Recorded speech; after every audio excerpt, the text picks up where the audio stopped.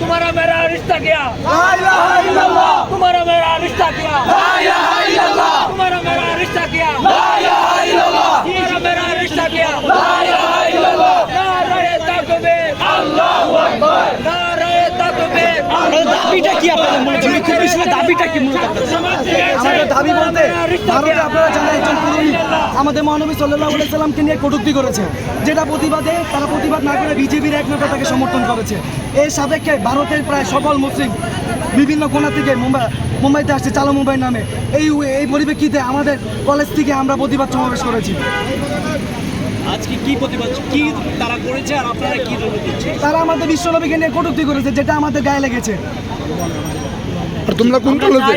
আমরা চাই সরকারি বিজ্ঞান কলেজে নিয়ে কটূক্তি করেছে এবং যারা এর সমর্থন করেছে, আমরা পুরো বাংলাদেশের মুসলিম এবং ভারতের মুসলিমদেরকে সমর্থন করে চাই তাদের সুষ্ঠু বিচারের আওতায় আনা হোক এবং তাদের বিচার করা হোক। এই আমাদের দাবি।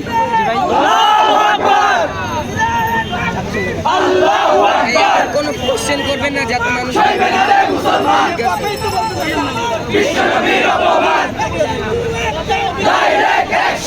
কেন এত বড় যেটা দরকার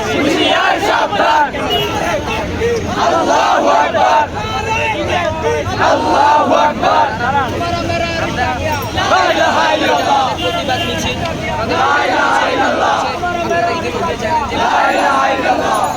অত্যাধিকভাবে নির্যাতিত হচ্ছে। আমার পাশাপাশি কিছুদিন আগে একজন পুরোহিত, ভারতের পুরোহিত, নাম মেবি রামগিরি, আমার হয়তো পুরোটা জানা নেই, উনি আমাদের মহানবী হযরত মুহাম্মদ সাল্লাল্লাহু আলাইহি সাল্লামকে নিয়ে কটূক্তি করছে।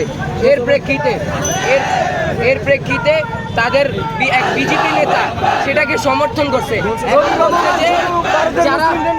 সারা বিশ্বের মুসলিমদের কোনো মুসলিম এবং বলছে যে যদি এটার রামগিরির বিরুদ্ধে কেউ কথা বলে মসজিদে ঢুকে বেছে বেছে মারা হবে।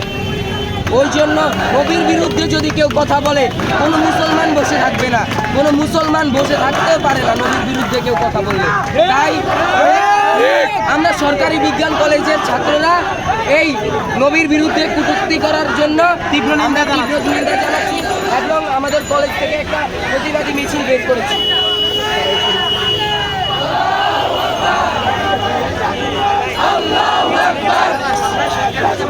আল্লাহু আকবার, আল্লাহু আকবার, মুসলমান মুসলমান মুসলমান মুসলমান, রক্তে আগুন লেগেছে, লেগেছে লেগেছে। রাজনৈতিক থেকে শুরু করে রাজনৈতিক সহিংসতা সৃষ্টি করা, অথচ আমাদের পাশাপাশি ইন্ডিয়াতে এই যে বললেন সংখ্যালঘুদের মুসলিমরা যে বৈষম্যের শিকার হচ্ছে, মিডিয়াতে তো কোনো এটা নিয়ে কোনো প্রশ্ন নেই। এই যে এত বড় একটা ঘটনা হয়ে গেল, অঙ্গরাজ্য থেকে বিচার পেল না, এরপরে যে তারা লং মার্চ করলো, এই লং মার্চ জিনিসটাকে তারা পেপারে বলছে। আমাদের দেশে যখন এই যে জুলাই এবং আগস্ট মাসে যে গণহত্যা বা যে অরাজকতা ইয়াটা চলতেছে অরাজকতা, তখন আমরা যে লং মার্চে ডাক দিয়েছিলাম, সেটাতে কি কোনো বাংলাদেশের মিডিয়া প্রচার করেছিল? কেন করে না? তারা সরকারকে ভয় পায়। তার মানে এটা সরকারের জন্য ক্ষতি, সরকারের জন্য হুমকি। অতএব আমাদের মুসলমান ভাইয়েরা যদি ইন্ডিয়াতে কোনো কিছু ডাক দিয়ে থাকে, সেক্ষেত্রে যদি মিডিয়া প্রচার না করে, এর মানে হচ্ছে ওরা যা করতেছে ঠিক আছে, এটা সরকারের কোনো হুমকিও বানাতে পারে। ওদের যে বর্তমান সরকার আছে এবং যে রাজনৈতিক সংগঠনগুলো আছে তাদের জন্য হুমকিও বানাতে পারে। এছাড়া আর কিছুই না। সবাই নিজের সুবিধা চায়, কিন্তু শান্তি সম্প্রীতি কেউ চায় না। ইসলাম হচ্ছে শান্তির ধর্ম। এই শান্তির ধর্ম বিষয়ের কথা তো বলেন, মানে বাংলাদেশের রাষ্ট্র হিসেবে কি প্রতিবাদ চালানো উচিত কিনা এই ঘটনায়?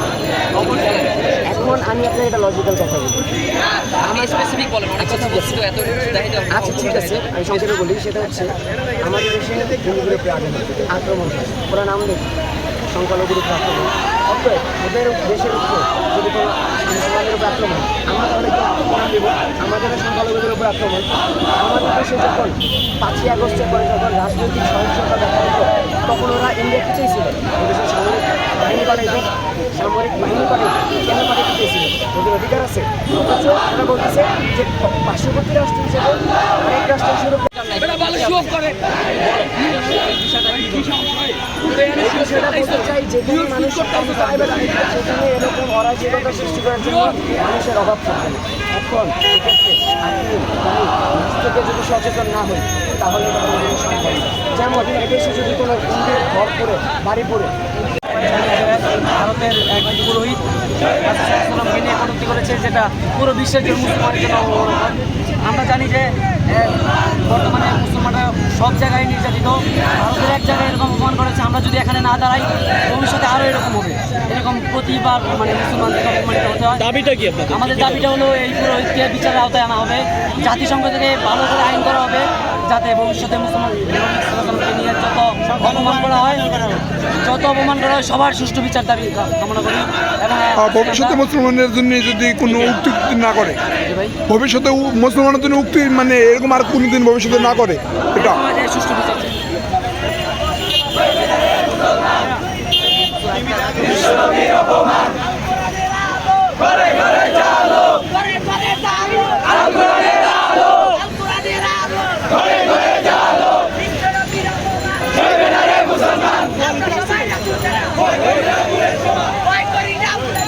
আমরা সবাই রাসূল সেনা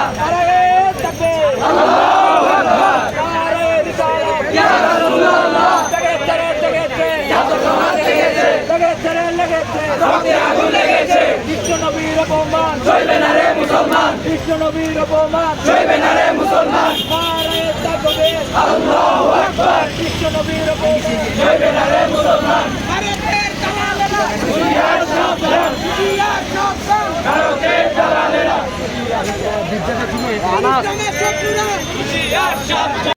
বিশ্বনবীর অপমান জুতা মারো গালে গালে, রামগিরির দুই গালে জুতা মারো গালে গালে।